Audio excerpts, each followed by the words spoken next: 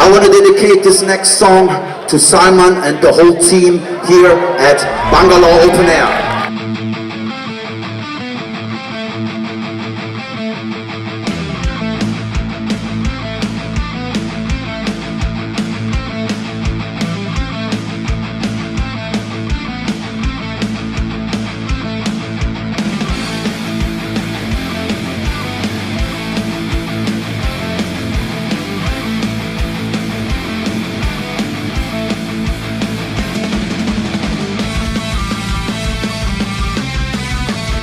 What's up, MusicMehfil India? This is Salman U Syed, founder of the Bangalore Open Air Festival. I do quite a lot of stuff, Also, a really cool merch company called Rock and Roll Originals, and I'm kind of based out of Germany.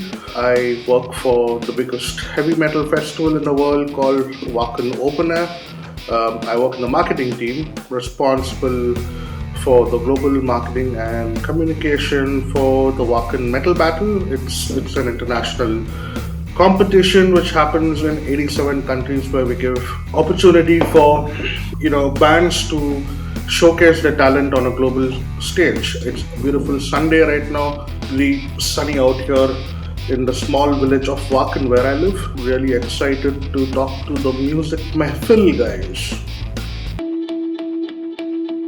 Well, I came to Walken for the first time in 2009, and I was kind of flabbergasted to see how big Walken was. 85,000 people all in black.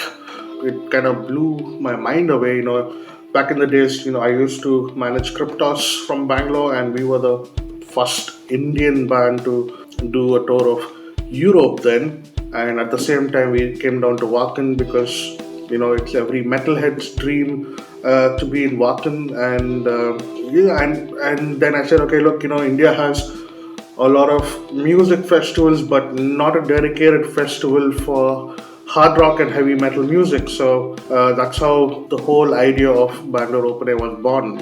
I got in touch with the promoters back in Wacken and said, hey, I'm a passionate metalhead. We need metal in India, and we need your support. And we said, okay, we'll help you with figuring out how to book bands. And that's when we had the first edition of the festival back in 2011. Well, it's been a really, really long journey. I think we are probably one of the only festivals in the country which has been around for over a decade, and we just had the 11th edition a couple of months ago. I get 30 days off in a year, and people in Germany like to go out on vacations, but I come back to India to do my favorite hobby, which is the Bangalore Open Air Festival.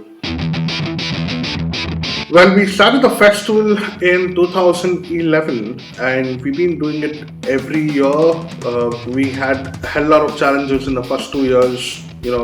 I was a 21-year-old kid who had absolutely no idea about how an Excel sheet works. Learned things the hard way, got to know who are the right people to work with, who are the people you shouldn't be working with in the initial years. And the third edition of the festival, we kind of crowdfunded the festival. There's a cool video of me going around on my Royal Enfield in Bangalore and talking about the festival. So asking fans to support the cause of heavy metal in India. And after that, I think the fourth edition of the festival was sponsored by G-Shock, and they've been a good partner for us till the pandemic, and then the whole world shut.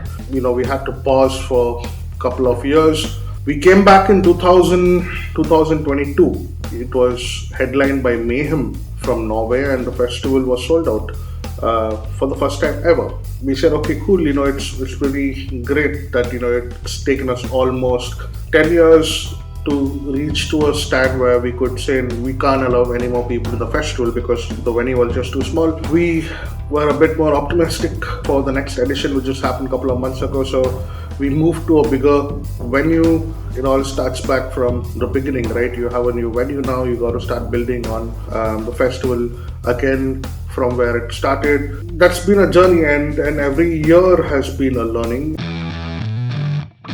There are no set of rules which we can use to build a festival like this, right? There are new challenges always, and all you have to keep doing is believing in what you want to do.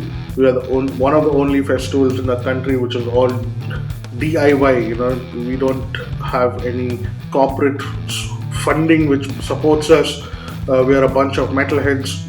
We call the festival by the metalheads for the metalheads. Yeah, that's what's kept us going. The passion for heavy metal, the passion for rock and roll, the passion for Iron Maiden. And that's what's kept us going. Sponsorship in India has been really, really funny for us. There was a time when I went to Gurgaon for almost a week, knocked on every door possible to see what kind of partnership we could get. There were brands who came and said, hey, we should probably do Coldplay because it gets more people. I said, yeah, cool. Well, Coldplay is fine, but that's not what our audience listen to, And there were a couple of brands who said, arey yaar, ye heavy metal does not suit our brand. I said, okay, cool. So is it wrong that the person who listens to heavy metal should not be consuming or using any of your brands? No, but the whole look of how people are, long hair, everyone in black. That's why I say, MBA colleges in India just teach you things by book and not what the reality is. We of course we do have sponsors. Toit, who's a local brew in Bangalore, who's been supporting us. Kingfisher did support us for a very long time, and this year we had Old Monk. I think we are one of the only festivals in the country which Old Monk sponsors, because I think those guys know that what metalheads drink. We've had Parker as one of our partners. I think we're the only festival in the country where bands can meet fans, get an autograph of their favorite band, and everyone loves to meet bands, and with the help of Parker we kind of made that possible. It's still a challenge, if you look at the whole Excel sheet, 20% or 25% of the festival is covered through sponsorship, and you have to bank on ticket sales and liquor sales. So it's not a business where one would say, okay, after the festival I can go buy a car. I can probably afford buying a new OnePlus phone after the festival. So yeah, we are profitable, but again, sometimes I start questioning myself, is it really worth that stress? Is it really worth going through all of that stuff to afford an OnePlus phone? But it doesn't matter. It's rock and roll. It kind of makes us feel good when we see so many metalheads in one congregation. I think that's so special. People travel from all across the country. We get messages on our Instagram that people are traveling from far northeast in train, staying in train for 2 days, then coming here, staying in Bangalore, booking accommodation. It's really emotional, the festival is become like a mecca for all metalheads in India, traveling from different cities, spending so much money, coming together. It's a whole beautiful thing to see, right? That's one of the things which keeps us driving to do what we want to do. Hopefully there will be a time when there are more fans from all across Asia coming. In fact, this year I think we had the biggest number of international visitors at the festival. There were people from Russia, there were people from Germany, there were people from Japan. That's kind of pretty cool. And I think when you look at the perspective of foreigners, well, what they get out of it is that India is an exotic country for everyone. They usually, come here, spend few days in the north of India, and come to our festival and probably go chill out in Goa. I mean, that's what a few of my friends did. Landed in Delhi, went to the Taj Mahal, then flew into Bangalore Open Air, then went to Goa, got wasted and went back, and that's kind of pretty cool. That's a good question, because everyone thinks that not just in India, but a lot of agents all across the world have this big misconception that India is right now the most populated country in the world, so there should be a lot of metalheads. But unfortunately, metal is not the most popular genre in India. I would say metal is more for the privileged class, people who have time, people who have the money to afford it, because gigs are expensive. Buying merchandise is expensive, and if you look at those numbers and ratios, it's a very, very tiny population of the country which listens to this genre. We started the festival with around 700 people, and it's not grown exponentially. This year we had around 3,700 people over a period of 2 days. It's not a number what you would expect after 10 years, but then the reality is it's different, right? We always have new faces at the festival, which means that after a certain period of time, people don't have time in India. It's a very difficult and a very stressful life what one is leading in India, and they don't have time to come out, support bands, and I don't blame them as well, because that's the way of life in India. I think there could be a bit more potential, but again, the cost of hosting events has gone up exponentially. It's massive. International bands, few of them understand. They understand. Okay, yeah, it's an exotic market, new fans, but some bands don't care, because they have salaries to pay, regardless of the band playing in Banana Republic or India. It doesn't matter for them. For them, their crew needs to get paid. It's a very, very small scene which always comes together. If someone would ask me how do you get 10,000 people at your festival, I would say fine, probably on day one add Metallica, on day two add Iron Maiden, and then price the tickets at 2,000 rupees, which is not possible. So the cool thing about me not being there for a long time is that we have a fantastic crew who knows what they're doing. It's been the same crew for over a decade. They know what their job is. We know what we are doing. Sometimes I also feel that we have such a cool crew that I just have to probably be there for like 3 days before to just oversee what's going to be happening in the next couple of days. In fact, we have the best tech production guy, Nikhil, who's been with the festival from a really long time. My partner Saurabh is managing most of the P&L, which is the most important thing, and which is something which I don't like. I hate numbers. I'm more of the artist guy. I like making the festival look good. The stage manager Manasvi has been doing the festival from a very long time. My friend Arjun, who's been handling hospitality from a really long time, I think they've been doing a fantastic job. Well, what's the common ground between all of us? We all are metalheads. We used to, in fact, hang out every Saturday talking about the same shit, and everyone has a full-time job, right? We kind of take off from work, I think, a week before, and we all get into the whole zone of what we should not be fucking up. I should also thank Book My Show as well, because they've played an important role in the festival over the years. They've kind of believed in us, and they've kind of been supporting the festival. You need to really have a good ticketing company backing you. I always ask myself when people say, what can you do big? I asked the same question to my boss in Wacken when Wacken did their 30th anniversary.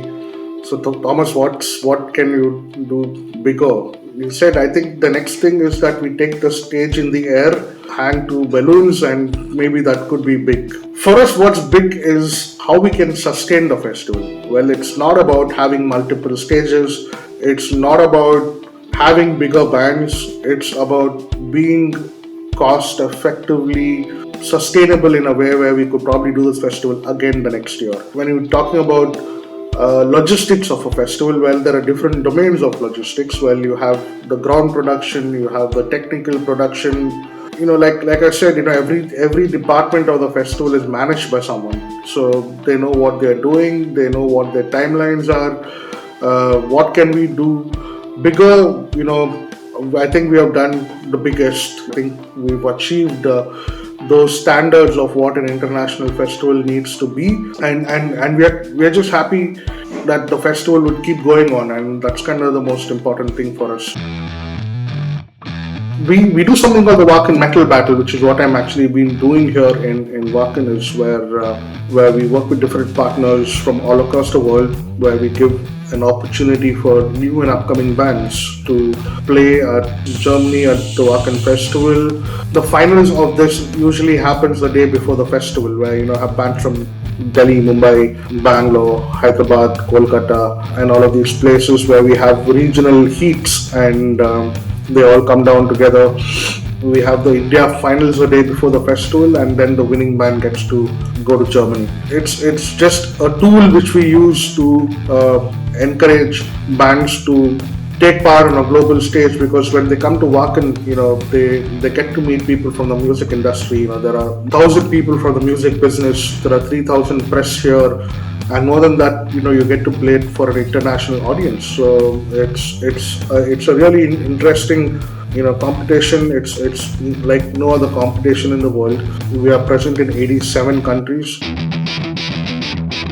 We don't plan to take Bangalore out of Bangalore, because the closest any city which has this awesome audience for heavy metal music is probably Mumbai. But then it's always better to play cricket in your backyard than playing in someone else's house. It also comes down to the affordability of tickets. At the end of the day, you need to have the audience for it, and I don't see any other city in India which could probably bring those audience to those numbers for the gig. I mean, I'm saying that with experience. When I was managing Cryptos, we played across every IIT, every IIM you could think of, every NIT in the late 2000s. We did all of that all across the country, and then when you look at coming back and playing in Bangalore, it's a total different scene. The fans are so passionate.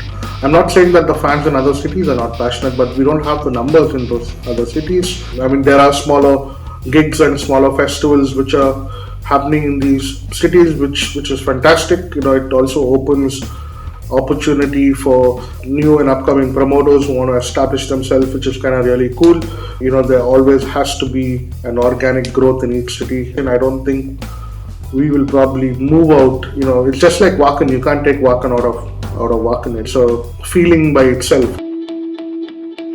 Yeah, so we get in a lot of applications and inquiries from bands from all across India asking to play at the festival. We first of all would like to acknowledge and thank people for sending in all those requests. But unfortunately, we can't usually have more than 6 or 7 bands playing at the festival the entire day, considering the deadline for the festival is at 10 p.m. We usually start the gig by around 3, and between 3 to 10, the max you can squeeze is 7 bands. And usually we have around 3 to 4 international bands, and then we end up having just 3 slots for opening bands. So please don't get annoyed or pissed that we can't have your band, but it's obviously because of we just don't have the time. And probably the day when we have multiple stages, 7 stages, just like how Wacken has, and have an audience of around 85,000 people in India for heavy metal, then I'm sure we will have space for more bands. But at the moment, at the scale which we are in, unfortunately, that's the best we can do, and that's the best we can host. Just do what you love doing. Bangalore Open Air is not the final destination of your career. Keep your expectations where they need to be. Define for yourself what is big. Playing along with Metallica in front of 80,000 people, or for you playing in a small club in Germany with 200 people. So the moment you know what your expectations are as a band, the moment when you decide, okay, for me this is the best thing, this is what I want to do, that's when you will be successful in reaching those goals. You need to have realistic expectations of yourself. It's a collective effort. It's not about one guy saying I will do everything and the other 4 guys chilling out in the band. Either one guy just handle the social media, one guy just handle whatever. There are different things what you need to do as a band. You should know better. I think most of the bands today don't set realistic goals. The moment you decide for you what is big, then you start working towards it. Well, we know who you are. We know we've been in the scene for a very long time. So if there could be an opportunity, we would obviously reach out to you and say, hey, would you be interested in playing at the festival? the 12th edition of Bangalore Open Air is scheduled to happen on the 7th and 8th of Feb 2025.